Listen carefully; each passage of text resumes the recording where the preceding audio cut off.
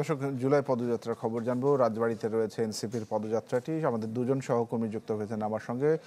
দুজনই রাজবাড়ীতে রয়েছেন, সুলতান মাহমুদ আরিফ এবং সুমন বিশ্বাস। শুরুতেই আরিফ, আপনার সঙ্গে একটু কথা বলতে চাই। কাল সারাদিন ব্যস্ত সময়ে পার করবার পর আজকে রাজবাড়ীতে এসছে এনসিপি। বেশ একটি ধকলের মধ্য দিয়ে যাচ্ছে। আজকের সার্বিক পরিস্থিতি কেমন দেখলেন এবং কি বললেন তারা?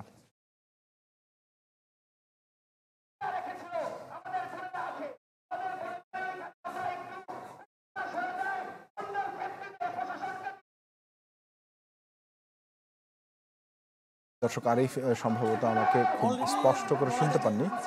জি। নেতৃবৃন্দ রয়েছেন তারা ইতিমধ্যে রাজবাড়িতে এসে উপস্থিত হয়েছেন। তারা কিছুক্ষণের মধ্যে আজকের যে মঞ্চটি রয়েছে রাজবাড়িতে, সেই মঞ্চে তারা উঠবেন এবং তাদের যে আনুষ্ঠানিক বক্তব্য সেই বক্তব্যটি রাখবেন। এবং এখানকার পরিস্থিতি নিয়ন্ত্রণে, অর্থাৎ কোনো রকম যেন বিশৃঙ্খল পরিস্থিতি তৈরি না হয়, সেই জন্য কিন্তু ইতিমধ্যে আইনশৃঙ্খলা রক্ষাকারী বাহিনীর সদস্যদের উপস্থিতি কিন্তু রাজবাড়িতে রয়েছে।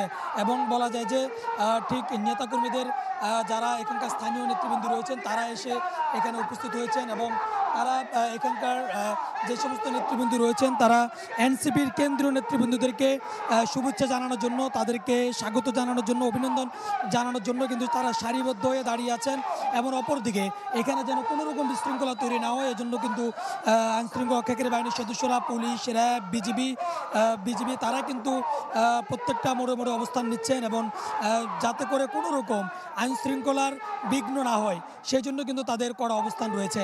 এবং এখানে বিকালের পর থেকে, অর্থাৎ দুপুরের পর থেকে আমরা দেখছি যে রাজবাড়িতে যেখানে স্থানীয় নেতৃবৃন্দ বক্তব্য দিচ্ছেন, তাদের বক্তব্যের মধ্য দিয়ে যে বিষয়টি ফুটে উঠেছে, তারা বলতে চাচ্ছেন যে নতুন করে আওয়ামী লীগকে কোনো রকম আবার আওয়ামী লীগকে পুনর্বাসন করার চেষ্টা যারা করবে কিংবা আওয়ামী লীগ পুনর্বাসিত হওয়ার কোনো চেষ্টা করলে তাদেরকে প্রতিহত করা হবে। কোনো ক্রমে বাংলাদেশে নিষিদ্ধ ঘোষিত ছাত্রলীগ এবং আওয়ামী লীগকে আবারও তারা তাদের কোনো কার্যক্রম চলতে দেওয়া হবে না। বিশেষ করে রাজবাড়িতে কোনো ক্রমে যেন আওয়ামী লীগ মাথাচাড়া দিয়ে উঠতে না পারে সেজন্য তারা বলছেন।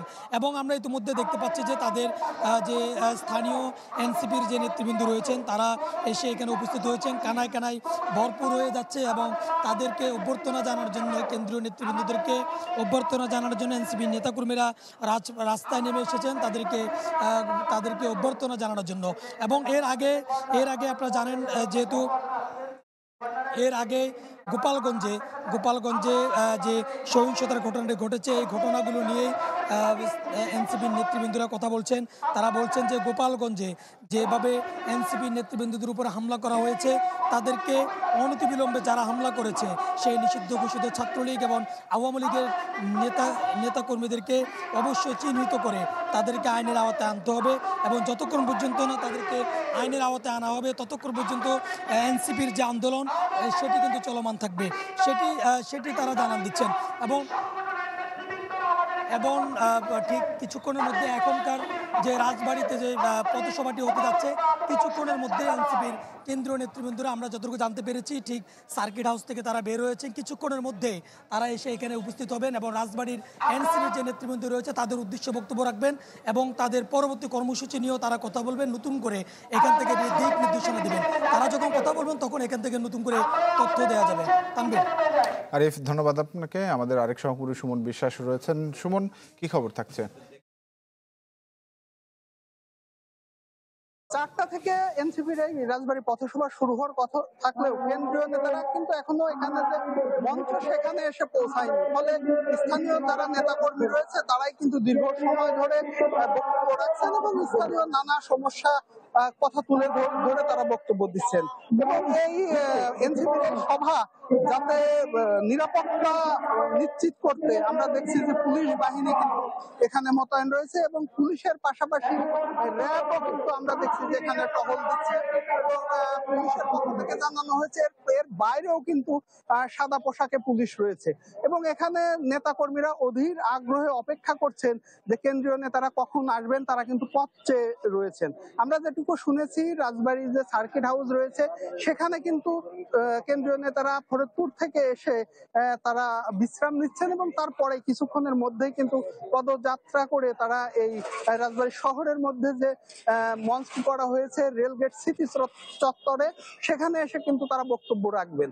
এছাড়া এরই মধ্যে আমরা দেখছি রাজবাড়ী ইসলামী আন্দোলনের পক্ষ থেকে এনসিপির এই সভায় সংহতি জানিয়ে নেতারা কিন্তু উপস্থিত হয়েছেন এবং তারাও কিন্তু বিভিন্ন সমস্যা তুলে ধরে কিন্তু এখানে বক্তব্য রাখছেন। সবকিছু মিলিয়ে নেতারা আমরা যেটি দেখছি যে সবাই অপেক্ষা করছেন যে কেন্দ্রীয় নেতারা কখন আসবেন। আরেকটি বিষয় জানিয়ে রাখি, আজকের রাজবাড়ির এই সভায় সভাপতিত্ব করবেন এনসিপির কেন্দ্রীয় কমিটির যুগ্ম সম্পাদক খালেদ সাইফুল্লাহ। তিনি রাজবাড়িরই সন্তান এবং তার ওয়াইফ আর একজন যুগ্ম সম্পাদক যিনি আছেন ডাক্তার তাসনিম যারা, তিনিও রাজবাড়ির গৃহবধূ। ফলে তাদের যে এলাকা সেই এলাকা থেকেও কিন্তু নেতা কর্মীরা আমরা দেখছি যে এখানে এসেছে তাদের বক্তব্য শোনার জন্য। সবকিছু মিলিয়ে সভা মঞ্চ প্রস্তুত রয়েছে, নেতা কর্মীরাও অপেক্ষা করছে, কেন্দ্রীয় নেতারা আসলে মূলত মূল প্রোগ্রামটা শুরু হবে। এই ছিল রাজবাড়ী থেকে এই যে এনসিপির পদযাত্রার সর্বশেষ খবর। জি সুমন, ধন্যবাদ আপনাকে আমাদের সঙ্গে যুক্ত হওয়ার জন্য। দর্শক, আমরা রাজবাড়ির খবরাখবর জানছিলাম, এনসিপির যে পদযাত্রা সেই খবর জানাছিলেন আমাদের দুজন সহকর্মী।